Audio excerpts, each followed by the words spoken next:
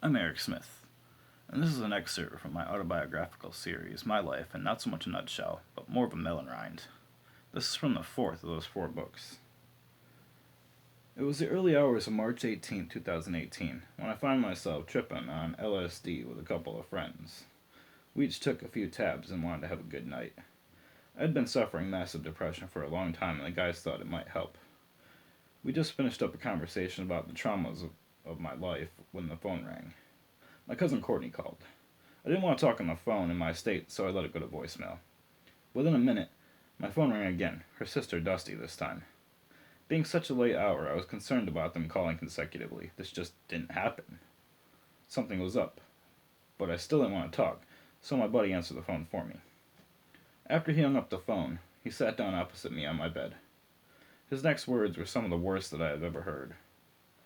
Your cousin Jeff is dead.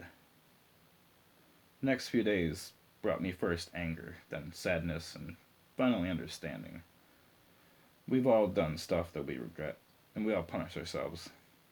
The coroner's death certificate said that there was a combination of drugs in my now late cousin's system.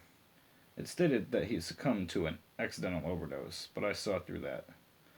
My cousin, that I've looked up to since I was 14 years old, knew about drugs, and he had committed suicide.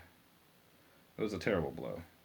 Jeff had talked about dying for a very long time. We talked about him dying at the age of 27. He always thought he'd join the 27 club. He didn't, clearly, because he was 32. With my own depression constantly looming, I never really thought that I would live to see this come to fruition. It was one of the worst feelings that I had ever felt.